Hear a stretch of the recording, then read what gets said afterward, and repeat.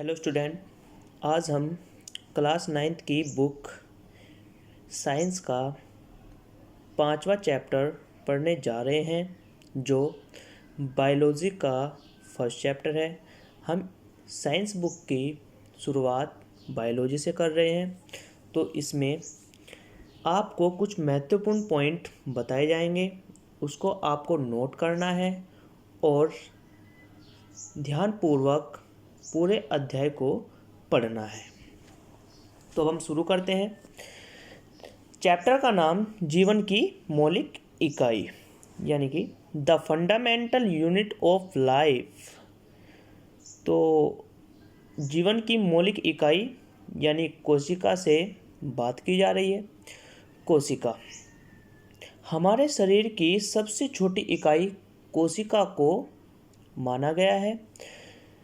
कोशिका से ऊतक बनते हैं, ऊतक से अंग बनते हैं और सभी अंग मिलकर शरीर बनाते हैं। तो इसी प्रकार से हमारे शरीर का निर्माण होता है, जिसमें सबसे छोटी इकाई कोशिका को माना गया है।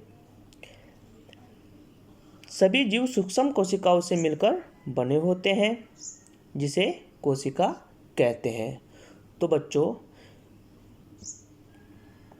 प्रत्येक जीवित प्राणी में कोशिका होती है और यह इतनी सूक्ष्म होती है जिसको केवल सूक्ष्मदर्शी के माध्यम से ही देखा जाता है। अब हम कोशिका की डेफिनेशंस को देखते हुए सभी जीवों को संरचनात्मक व क्रियात्मक इकाई कोशिका होती है। कोशिका के आकार, आकृति व संगठन का अध्ययन साइटोलॉजी के अंतर्गत किया जाता है। साइटोलॉजी यह एक कैटेगरी है जिसमें सेल की पूरी स्ट्रक्चर और शेप को रखा गया है। अब हम पढ़ेंगे कि कोशिका की खोज किसने की। तो कोशिका की खोज 1665 में प्लांट की कॉर्क कोशिकाओं में रॉबर्ट हुक ने की। रॉबर्ट हुक ने कॉर्क के अंतर्गत आकृति को जो देखा वह एक मधुमक्खी के छत्ते के आकार की थी, जिसमें छोटे छोटे कोष्ठक थे जिनको सेल कहा गया यानी कोशिका कहा गया। उसके बाद 1674 में एंटोनी ल्यूवेनहॉल ने सूक्ष्मदर्शी की मदद से कोशिका का अध्ययन किया। उन्होंने सजीवों में पाई जाने वाली कोशिका के बारे में बताया। तो कोशिका के बारे में आगे पढ़ा जाएगा, ध्यानपूर्वक देखिए।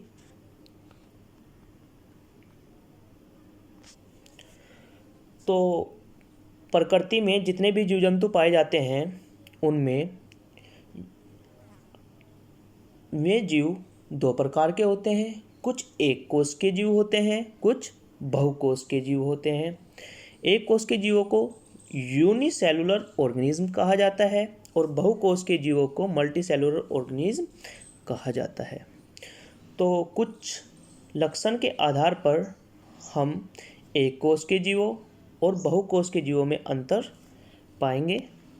देखिए, पहला जो लक्षण है वह कोशिका संख्या। तो एक कोष के जीव में कितनी कोशिका होती है? जैसे नाम से पता लग रहा है कि एक कोष के जीवों में केवल एक कोशिका ही होती है और बहुकोष के जीवों में अधिक कोशिकाएं पाई जाती हैं। अब कार्य को देखते हैं। कोशिका के सभी कार्य एक कोशिका द्वारा किए जाते हैं, यानी कि एक कोष के जीवों में जो कार्य किए जाते हैं वे एक कोशिका द्वारा ही किए जाते हैं और बहुकोष के जीवों में जो कार्य है वह विभिन्न कोशिका के माध्यम से किए जाते हैं। कार्यों का विभाजन, एक कोष के जीवों में कोई भी कार्य का विभाजन नहीं होता है और बहुकोष के जीवों में कार्यों का विभाजन होता है।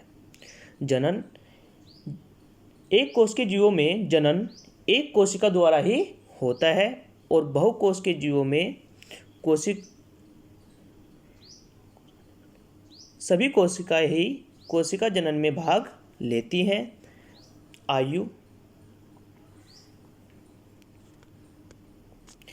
एक कोश के जीवों की आयु छोटी होती है और बहुकोश के जीवों की आयु लंबी होती है।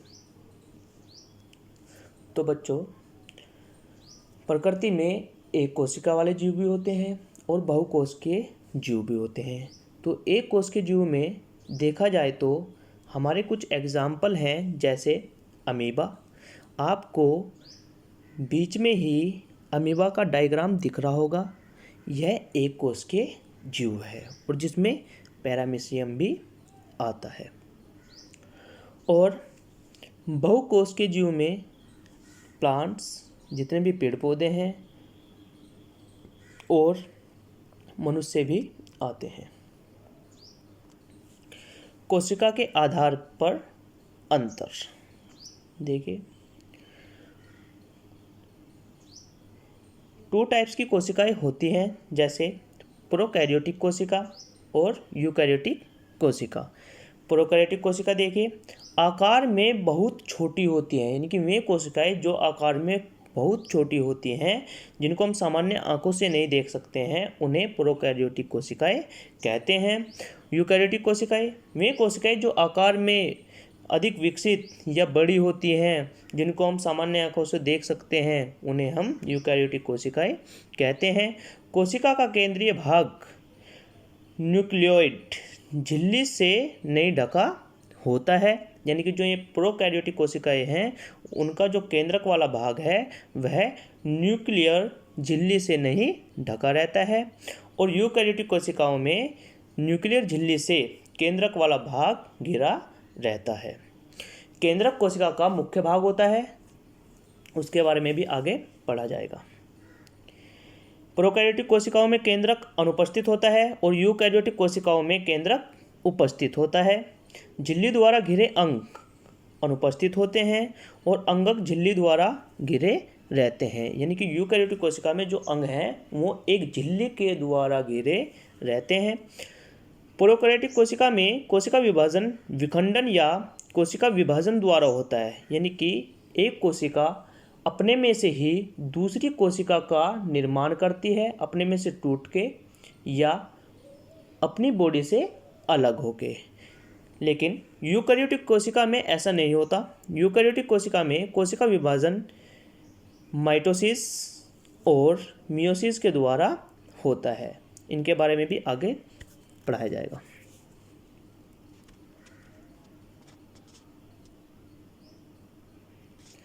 तो अब हम कोशिका के आकार की बात कर लेते हैं कि कोशिका का जो आकार है वह कितना होता है। विभिन्न जीवों की कोशिकाएं विभिन्न आकार की होती हैं। प्रकृति में हर प्रकार के जीव पाए जाते हैं और प्रत्येक जीव की कोशिका अलग अलग होती है। कुछ कोशिकाएं सूक्ष्मदर्शीय होती हैं, यानी कि जिनको हम देख नहीं सकते, केवल सूक्ष्मदर्शी के द्वारा ही देखा जाता है। जबकि कुछ कोशिकाएं नंगी आंखों से देखी जा सकती हैं। नंगी आंखों का मतलब है अपनी सामान्य आंखों से। इनका आकार 0.2 माइक्रोमीटर से 18 सेमी तक होता है। कितना होता है? 0.2 माइक्रोमीटर से 18 सेमी तक होता है। अब कुछ अन्य हैं। एक बहुकोश के जीव का आकार सामान्य 20 से 30 माइक्रो तक होता है। सबसे बड़ी कोशिका पृथ्वी पर शतुरमुर्ग के अंडे की होती है, जिसका आकार 15 सेमी से 8 सेमी तक होता है। यानी कि जिसका आकार है वह 15 सेमी लंबा व 8 सेमी चौड़ा होता है। तो यदि आपसे कोई पूछे कि प्रकृति में सबसे बड़ी कोशिका कौन से प्राणी की होती है और उसका आकार कितना होता है, तो आप बता सकते हैं कि सबसे बड़ी कोशिका शतुरमुर्ग के अंडे की होती है, जिसकी लंबाई 15 सेंटीमीटर और चौड़ाई 8 सेंटीमीटर होती है। और प्रकृति में सबसे छोटी कोशिका माइकोप्लाज्मा होती है, जिसका आकार 0.1 AUM होता है। तो प्रकृति में सबसे जो छोटी कोशिका है उसका आकार 0.1 होता है। इसी प्रकार जो बैक्टीरिया है उसका आकार 0.2 माइक्रोमीटर तक होता है। तो ये जो बैक्टीरिया है वे बहुत सूक्ष्म होती हैं और जो केवल सूक्ष्मदर्शी के माध्यम से ही देखी जा सकती है। अब आपको एक बैक्टीरिया का नाम बताया जाएगा जो दही में पाया जाता है, जिसका नाम है लैक्टोबैसिलस। लैक्टोबैसिलस की जो कोशिका है वह 0.2 माइक्रोमीटर होती है, जो काफ़ी सूक्ष्म होती है। दही में बैक्टीरिया पाया जाता है जिसको हम सामान्य आंखों से नहीं देख सकते, केवल सूक्ष्मदर्शी के माध्यम से ही देखा जाता है। अब कोशिका के भाग के बारे में पढ़ेंगे। कोशिका के बहुत महत्वपूर्ण भाग हैं जिनके माध्यम से कोशिका की रचना हुई है। देखिए, सामान्यतः कोशिका के 3 मुख्य भाग होते हैं, जिसमें नंबर 1 पे आता है प्लाज्मा झिल्ली, नंबर 2 पे आता है केंद्रक और नंबर 3 पे आता है कोशिका द्रव्य। हम सभी इन तीनों भागों को पढ़ेंगे और इनको नोट डाउन करेंगे।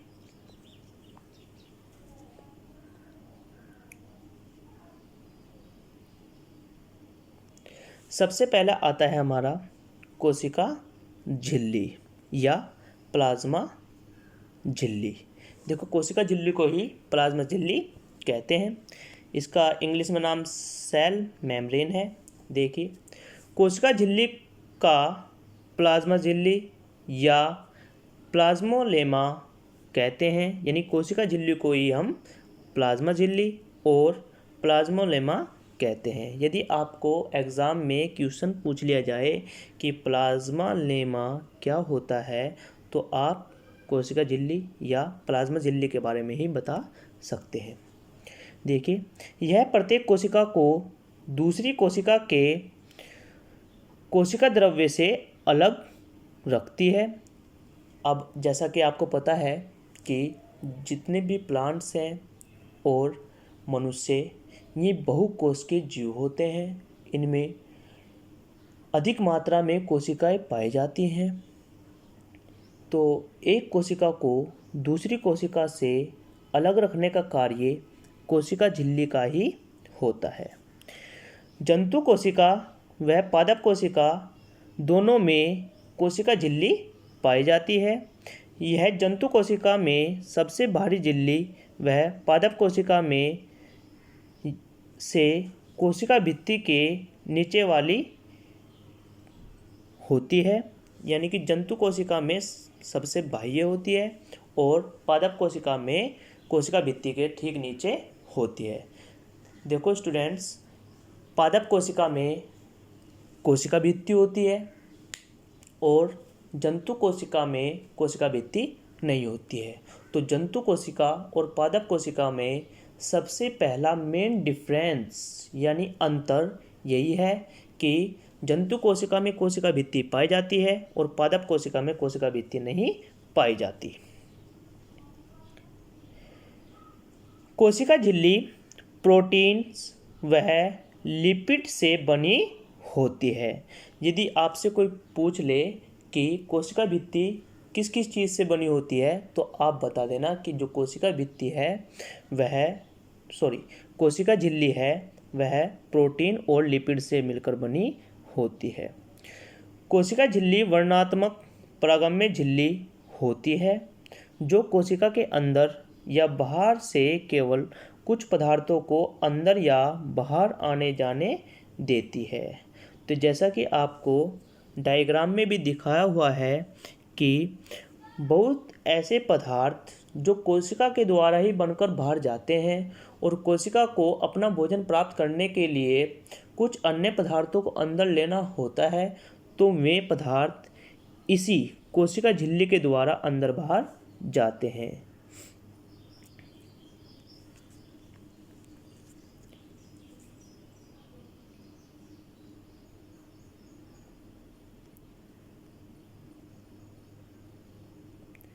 अब हम प्लाज्मा झिल्ली के बारे में पढ़ेंगे।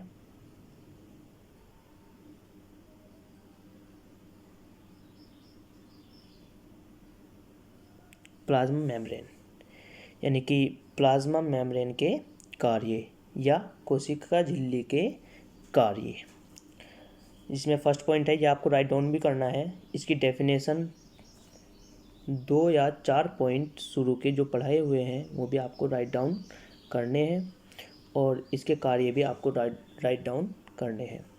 नंबर 1, यह कोशिका के अंदर वह बाहर अणुओं को आने जाने देते हैं, यानी कि जो अनेक पदार्थों का अंदर बाहर जाना कोशिका झिल्ली के द्वारा ही होता है। यह कोशिका के निश्चित आकार को बनाए रखते हैं। जो कोशिका को आकार दिया जाता है वह भी प्लाज्मा झिल्ली के द्वारा ही दिया जाता है। थर्ड, प्लाज्मा झिल्ली के अंदर व बाहर अणुओं का आदान प्रदान यह 2 प्रकार से होता है। नंबर 1 विसरण और नंबर 2 प्रासरण। अब हम विसरण और प्रासरण के बारे में पढ़ेंगे कि किस प्रकार से विसरण और प्रासरण कार्य करते हैं। तो विसरण और प्रासरण प्लाज्मा झिल्ली में ही कार्य करते हैं, उसको ध्यानपूर्वक देखिए। विसरण नंबर 1 उच्च सांद्रण विसरण नंबर 1 उच्च सांद्रता से निम्न सांद्रता की ओर स्वतः ही गमन करते हैं। ये दोनों पदार्थों की सांद्रता को समान कर देते हैं, यानी कि जो पदार्थ होते हैं कोशिका से बाहर या कोशिका के अंदर, ये दोनों ही पदार्थों को समान सांद्रता प्रदान करते हैं। विसरण ठोस, द्रव, गैस तीनों में ही संभव होते हैं। अपनी सांद्रता में अंतर के आधार पर विभिन्न पदार्थ गति करने के लिए स्वतंत्र रहते हैं। तो विसरण में यानी कि अपनी सांद्रता के आधार पर ये पदार्थों में गति करने के लिए स्वतंत्र रहते हैं। अब प्रासरण के बारे में देखते हैं। वर्णनात्मक झिल्ली द्वारा जल के अणुओं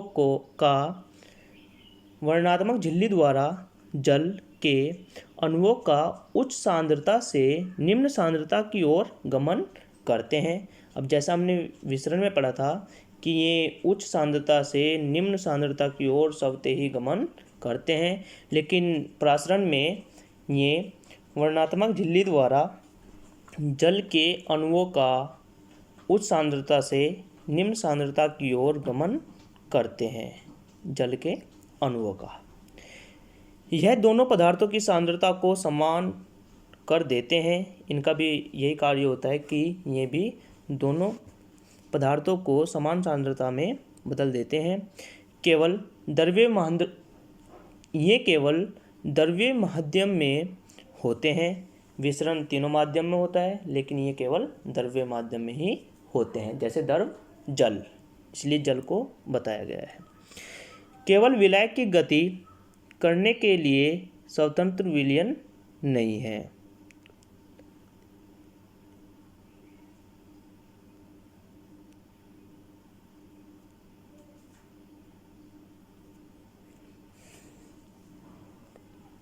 तो जैसे विसरण में सभी पदार्थ स्वतंत्र रूप से गति करते हैं, लेकिन प्रासरण में ऐसा नहीं है। केवल विलायक गति करने के लिए स्वतंत्र विलयन नहीं है। तो ये प्रासरण और विसरण के बारे में हो गया। अब प्रासरण 2 प्रकार से कार्य करता है, जैसे बाह्य प्रासरण और अंतः प्रासरण। कोशिका के अंदर से विलायक का बाहर गमन बाह्य प्रासरण कहलाता है और कोशिका के बाहर से विलायक का अंदर को गमन अंतःप्रासरण कहलाता है। यानी कि कोशिका से किसी भी विलायक को बाहर भेजना बाह्य प्रासरण कहलाता है और कोशिका से किसी भी पदार्थ को कोशिका में अंदर पहुंचाना अंतःप्रासरण कहलाता है। तो सांद्रता के अनुसार विलयन के प्रकार अभी हम देखते हैं इसके पॉइंट। इसको मुख्य रूप से 3 भागों में डिवाइड किया गया है। नंबर 1, समपरासरी विलयन, आइसोटोनिक सॉल्यूशन। जब कोशिका के अंदर व बाहर की सांद्रता समान होती है तो यह समपरासरी विलयन कहलाता है। यानी कि कोशिका के अंदर और बाहर की जब सांद्रता समान हो जाती है तब यह समपरासरी विलयन कहलाता है। अतिप्रासरण दाबी। यदि कोशिका के अंदर की सांद्रता बाह्य द्रव की सांद्रता से अधिक होती है तो कोशिका के अंदर से जल बाहर निकल जाता है जिससे कोशिका सिकुड़ जाती है। अति प्रासरण दाबी मतलब यानी कि जब कोशिका के अंदर सांद्रता बाह्य द्रव की सांद्रता से अधिक होती है तो वह कोशिका के अंदर से जल बाहर निकाल देती है और सिकुड़ जाती है। अब अल्प प्रासरण दाबी विलयन। जब कोशिका के बाहर के विलयन की सांद्रता कम होती है तो कोशिका के अंदर अंतःप्रासरण के कारण कोशिका फूल जाएगी व फट जाएगी। यानी कि यदि उसमें अंतःप्रासरण के कारण जल की मात्रा अधिक हो गई तो वह फट भी सकती है। तो जैसा कि आपको डायग्राम में भी दिखा रखा है, आपको मध्य में पहला वाला पॉइंट दिखा रखा है आइसोटोनिक, जिसमें अंदर का जल या बाहर का जल दोनों समान होते हैं, उसे आइसोटोनिक बोलते हैं। और हाइपरटोनिक में जिसमें अंदर का जल बाहर निकल जाता है और कोशिका सिकुड़ जाती है उसको हम हाइपोटोनिक बोलते हैं। और हाइपोटोनिक यानी कि जिसमें जल अंतःप्रासरण के द्वारा अंदर चला जाता है और कोशिका पूर्ण रूप से फूल जाती है, उसे हम हाइपोटोनिक कहते हैं। तो ये बात हो गई प्रासरण की। अब हम कोशिका भित्ति के बारे में पढ़ेंगे। कोशिका भित्ति, देखिए कोशिका भित्ति केवल पादप कोशिका में ही पाई जाती है, जैसा कि हम आपको पहले ही बता चुके हैं। अब थोड़ा यानी कि जितने भी ये पॉइंट हैं आपको सभी को राइट डाउन करने हैं और ध्यानपूर्वक देखिए। यह पादप कोशिका की सबसे बाह्य झिल्ली है, जंतु कोशिका में अनुपस्थित होती है। तो जैसा हमने बताया था कि पादप कोशिका में कोशिका भित्ति पाई जाती है लेकिन जंतु कोशिका में कोशिका भित्ति नहीं पाई जाती। यह सख्त, मजबूत, मोटी, संरंध्र सजीवी यह सख्त, मजबूत, मोटी, सहरंध्र अजीवित संरचना है। यह सेलुलोज की बनी होती है। देखो बच्चों, ये पॉइंट सबसे इम्पोर्टेंट है कि कोशिका भित्ति किस चीज़ की बनी होती है। तो आपको बताना है कि कोशिका भित्ति सेलुलोज की बनी होती है। ये क्वेश्चन एग्जाम में आता है। कोशिकाएं मध्य भित्ति द्वारा एक दूसरे से जुड़ी रहती हैं। तो जो कोशिकाएं हैं वे सभी मध्य भित्ति से एक दूसरे से जुड़ी रहती हैं। ये कोशिका भित्ति को दर्शाया गया है। अब हम कोशिका भित्ति के कार्यों के बारे में पढ़ेंगे। कोशिका को संरचना प्रदान करती है। अब कोशिका भित्ति पादप कोशिका के बाह्य भाग में पाई जाती है, तो कोशिका को आकार प्रदान करना इसी का ही कार्य होता है। कोशिका को मजबूती प्रदान करती है। भार होने के कारण कोशिका को मजबूती प्रदान करने का कार्य भी इसी का होता है। यह सैरंध्र होती है और विभिन्न अणुओं को आर पार जाने देती है। सैरंध्र का मतलब है यानी कि इसमें छिद्र होते हैं जिनके द्वारा अनेक अणु अंदर या बाहर जा सकते हैं।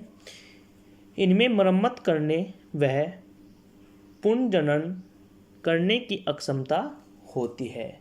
यानी कि यदि कोई कोशिका बाहर से टूट फूट जाए तो ये उनकी मरम्मत करती है और उन्हें पुनर्जीवित कर देती हैं। अब हम केंद्रक के बारे में पढ़ेंगे। केंद्रक जो जंतु कोशिका और पादप कोशिका में भी पाया जाता है। केंद्रक की आकृति कुछ ऐसी होती है। अब आप इसके बारे में ध्यानपूर्वक देखिए।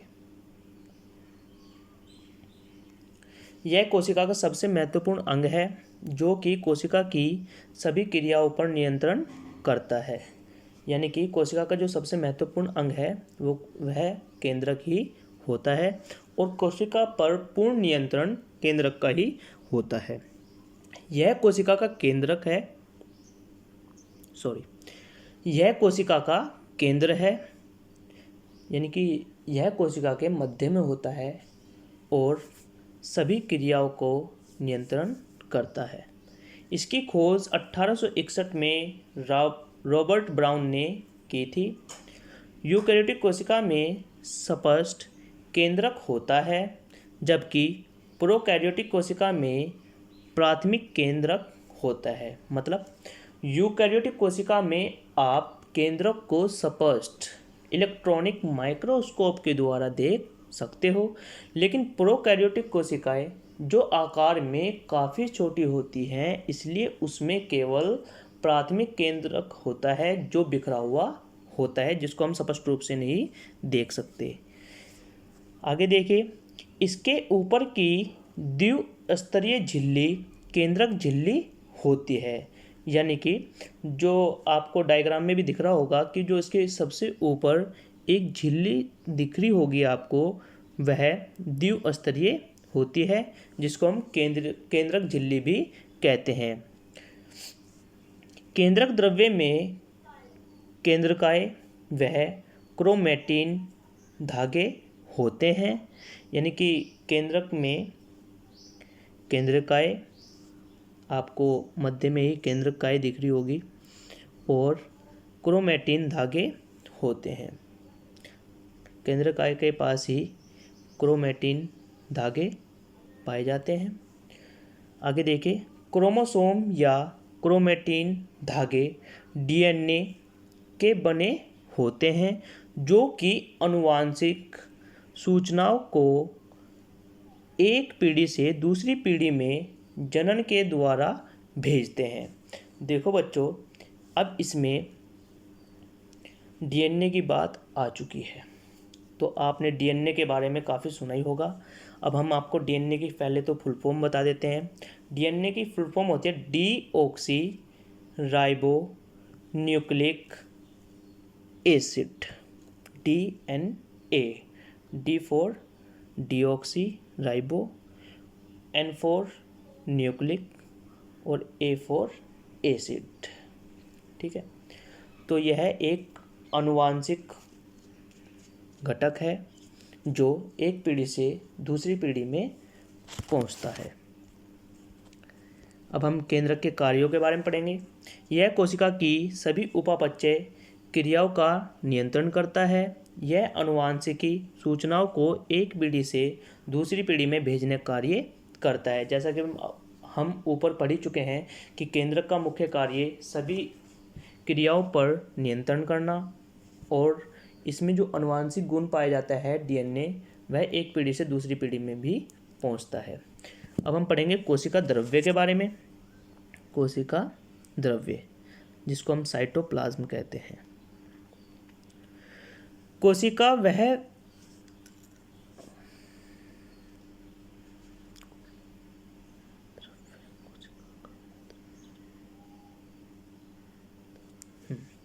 तो कोशिका द्रव्य के बारे में देखिए।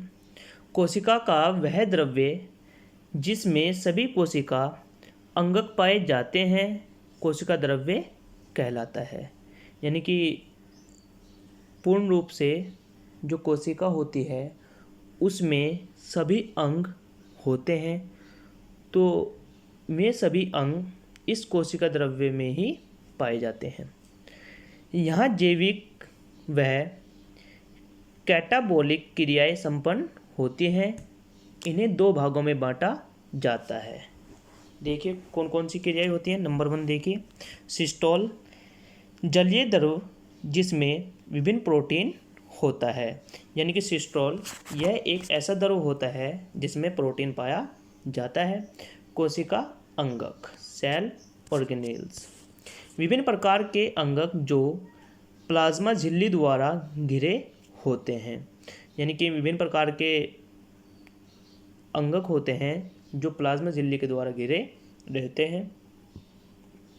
जैसा कि हम पहले ही आपको प्लाज्मा झिल्ली के बारे में पढ़ा चुके हैं। अब हम गाल्जी उपकरण के बारे में पढ़ेंगे। गाल्जी बॉडी, आगे देखिए, ये पतली झिल्ली युक्त चपटी पुटिकाओं का समूह होता है। जैसा कि आपको डायग्राम में भी दिखा रखा है कि ये पतली होती हैं, चपटी होती हैं और चपटी पुटिकाओं का एक समूह होती हैं जो एक दूसरे के ऊपर समांतर सजी रहती हैं। यानी कि जो एक दूसरे के ऊपर समान रूप से रहती हैं। इनका आविष्कार कैमिलो गोल्गी ने किया था। यानी कि जो इनकी खोज है वह कैमिलियो गोल्गी ने की थी। ये प्रोकैरियोटिक स्तनधारी आरबीसी व स्यू सेल्स में अनुपस्थित होती हैं। तो ये जो बॉडी हैं गाल्जी बॉडी, ये प्रोकैरियोटिक स्तनधारी और आरबीसी यानी कि रेड ब्लड सेल्स की बात हो रही है। हमारी बॉडी में ब्लड्स की 3 कणिकाएं पाई जाती हैं जिसमें आरबीसी भी आता है। तो ये उन सभी चीज़ों में अनुपस्थित होते हैं। अब हम इसका कार्य देख लेते हैं। यह लिपिड बनाने का कार्य करती है। यानी कि जो लिपिड बनाया जाता है सेल्स में वह कार्य गाल्जी बॉडी के द्वारा ही होता है। आपने पीछे भी पढ़ा है कि प्रोटीन्स और लिपिड सेल के लिए सबसे महत्वपूर्ण होते हैं, तो वह कार्य कौन करता है? गाल्जी बॉडी। यह मध्य लेमिला बनाने का कार्य करती है। यह स्वभाव से स्रावी होती है, यानी कि इसमें स्रावन होता है। यह मेलेनिन संश्लेषण में सहायक करती है। अंतर्द्रव्य जालिका में संश्लेषी प्रोटीन व लिपिड का संग्रहण गाल्जी काय में किया जाता है। तो अंतर्द्रव्य जालिका में भी प्रोटीन और लिपिड का कार्य संग्रहण गाल्जी काय के द्वारा किया जाता है। कुछ पुटिकाओं में एंजाइम बंद किए जाते हैं। यानी कि कुछ ऐसी पुटिकाएं होती है जिनमें एंजाइम की आवश्यकता नहीं होती, तो उनको बंद करने का कार्य भी गाल्जी बॉडी के द्वारा ही किया जाता है। अब हम माइटोकॉन्ड्रिया के बारे में पढ़ेंगे। ये माइटोकॉन्ड्रिया का डायग्राम है जिसको आपको बनाना भी है। माइटोकॉन्ड्रिया की जो आकृति है वह आपको बताई जाएगी। देखिए माइटोकॉन्ड्रिया में ये प्रोकैरियोटिक में अनुपस्थित होते हैं। यानी कि जितनी भी प्रोकैरियोटिक कोशिकाएं होती हैं उनमें ये अनुपस्थित होते हैं। इनको कोशिका का पावर हाउस भी कहते हैं, क्योंकि कोशिका को एनर्जी प्रोवाइड करने का जो कार्य है वह माइटोकॉन्ड्रिया के द्वारा ही किया जाता है। यह एक दोहरी झिल्ली वाले होते हैं। यानी कि जो माइटोकॉन्ड्रिया है वे दोहरी झिल्ली वाले होते हैं। बाह्य परत चिकनी व छिद्रित होती है। जो इनकी बाह्य परत होती है वह चिकनी होती है और छिद्रित होती है। छिद्रित इसलिए होती है क्योंकि जो एनर्जी प्रोवाइड करने का जो कार्य है वो इन्हीं के द्वारा ही किया जाता है। अंत्य परत बहुत वलीत होती है और क्रिस्टी का निर्माण करते हैं। यानी कि जो इनकी अंत्य परत होती है वह बहुत विलीत होती है और ये क्रिस्टी का निर्माण करते हैं। तो आपको क्रिस्टी के बारे में बता देता हूँ कि क्रिस्टी होती क्या है। तो आप माइटोकॉन्ड्रिया के अंदर देख रहे होंगे एक अंगुली नुमा संरचना आपको दिख रही होगी जो क्रिस्टी है। अंगुली नुमा संरचना को ही हम क्रिस्टी कहते हैं। माइटोकॉन्ड्रिया के कार्य, इसका मुख्य कार्य ऊर्जा को एटीपी के रूप में संचित करना है। यानी कि जो माइटोकॉन्ड्रिया होता है वह अपनी ऊर्जा को एटीपी में बदल देते हैं और एटीपी ही आगे प्रोवाइड करती है। यानी कि एटीपी ही सभी स्थानों में ऊर्जा को पहुंचाती है। अब हम एटीपी की फुल फॉर्म भी देख लेते हैं कि एडेनोसिन ट्राइफॉस्फेट। माइटोकॉन्ड्रिया ऊर्जा को एटीपी में बदल देती है और एटीपी ही पूरी कोशिका में ऊर्जा को पहुंचाती है। सेकंड है इसका कार्य, यह क्रेब्स चक्र का मुख्य स्थान होती है। तो क्रेब्स चक्र के बारे में आप हायर क्लास में पढ़ोगे। जो ऊर्जा का स्थानांतरण है वह इसी के द्वारा होता है और वह आपको आगे पढ़ाया जाएगा। राइबोसोम, ये अत्यंत छोटे गोल कण हैं जो जीव द्रव्य में स्वतंत्र रूप से तैयार या अंतःद्रव्यी जालिका की बाहरी सतह पर चिपके पाए जाते हैं। ये आरएनए व प्रोटीन के बने होते हैं। तो राइबोसोम जो होते हैं वे अत्यंत छोटे कण होते हैं जो सभी जीवों में स्वतंत्र रूप से तैरते रहते हैं। यानी कि जीव द्रव्य में ये स्वतंत्र रूप से तैरते रहते हैं और ये आरएनए वह प्रोटीन के बने होते हैं। यदि आपसे कोई पूछ ले कि राइबोसोम किस किस चीज़ के बने होते हैं तो आप बता देना कि वे आरएनए वह प्रोटीन के बने होते हैं। ये आपको राइबोसोम दिखाए हुए हैं जिसमें 3 टाइप्स के राइबोसोम्स आपको दर्शाए गए हैं। इनके चित्र आपको बनाने हैं। आगे देखिए, अंतःद्रव्यी जालिका जिसको हम बोलते हैं एंडोप्लाज्मिक रेक्टिकुलम। यह झिल्ली युक्त नलिकाओं तथा सिट का विशाल तंत्र होता है। इसकी खोज पोर्टर ने और क्लॉड एवं फुलम ने की थी। यह प्रोकैरियोटिक कोशिका वह स्तनधारी इरेथ्रोसाइट्स के अलावा सभी में पाए जाते हैं। यानी कि ये ना तो प्रोकैरियोटिक कोशिका में पाए जाते हैं और ना ही ये स्तनधारियों में पाए जाते हैं। तो प्रोकैरियोटिक कोशिका तो आप जानते होंगे जो काफ़ी सूक्ष्म होती हैं। अब हम 2 टाइप्स की अंतःद्रव्यी जालिका के बारे में देखेंगे। एक तो होती है स्मूथ एंडोप्लाज्मिक रेक्टिकुलम जिसको आप SER के नाम से भी जानोगे, और दूसरी होती है रफ एंडोप्लाज्मिक रेक्टिकुलम जिसको RER के नाम से जाना जाता है। तो पहले स्मूथ एंडोप्लाज्मिक रेक्टिकुलम के बारे में देखते हैं। ये झिल्ली व नलिकाओं से बने होते हैं। यह स्टेरॉयड लिपिड व पॉलीसैकेराइड बनाने में मदद करते हैं। यानी कि लिपिड्स बनाना या पॉलीसैकेराइड बनाने का जो कार्य है वह इन्हीं के द्वारा किया जाता है। राइबोसोम अनुपस्थित होता है, इनमें राइबोसोम अनुपस्थित होता है। मुख्य कार्य कोशिका द्रव के भागों तथा केंद्रक के मध्य प्रोटीन के परिवहन के लिए नलिका सुविधा प्रदान कराना है। यानी कि जो इनका मुख्य कार्य है वह कोशिका द्रव्य के भागों और केंद्रक के मध्य प्रोटीन का परिवहन करना है। यानी कि जो नलिकाओं की सुविधा है वह इन्हीं के द्वारा होती है। अब खुरदरी अंतःद्रव्यी जालिका के बारे में देखिए। ये सिस्टर्नी वह नलिकाओं का बना होता है।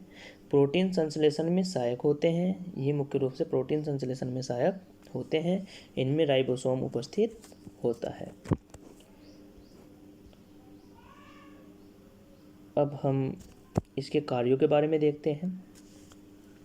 यह केवल ऐसा अंग है जो कोशिका के अंदर पदार्थों के केंद्र के बीच परिवहन के लिए नलिका सुविधा प्रदान कराता है। यानी कि जो केंद्रक के बीच परिवहन होता है पदार्थों का, तो जिन नलिकाओं में यह परिवहन होता है वे नलिकाएं अंतःद्रव्यी जालिका के द्वारा ही बनाई जाती हैं। यह अंगकों के बीच बायोकेमिकल क्रियाओं के लिए स्थान उपलब्ध कराता है। यानी कि यह मुख्य रूप से स्थान उपलब्ध कराता है। यह वसा, स्टेरॉयड, कोलेस्ट्रॉल के संश्लेषण में मदद करता है। यह कोशिकाओं में SCR विष तथा दवा को निर्विषीकरण में महत्वपूर्ण भूमिका निभाते हैं। तो इनका मुख्य कार्य अनेक दवाओं को निर्विषीकरण भी करना होता है। अब हम राइबोसोम के कार्यों के बारे में पढ़ेंगे। राइबोसोम अमीनो एसिड से प्रोटीन संश्लेषण का मुख्य स्थान है। यानी कि जो राइबोसोम है वह अमीनो एसिड से प्रोटीन संश्लेषण का कार्य करता है। सभी संरचनात्मक व क्रियात्मक प्रोटीन का संश्लेषण राइबोसोम द्वारा ही किया जाता है। जितना भी कोशिका के अंदर संरचनात्मक व क्रियात्मक प्रोटीन है वह राइबोसोम के द्वारा ही संश्लेषित होता है। संश्लेषित प्रोटीन कोशिका के विभिन्न भागों में अंतःद्रव्यी जालिका द्वारा कोशिका के विभिन्न भागों में भेज दिया जाता है। तो जैसा कि आप ऊपर पढ़ ही चुके हैं, अंतःद्रव्यी जालिका ही प्रोटीन्स को एक स्थान से दूसरे स्थान तक पहुंचाने का कार्य करती है।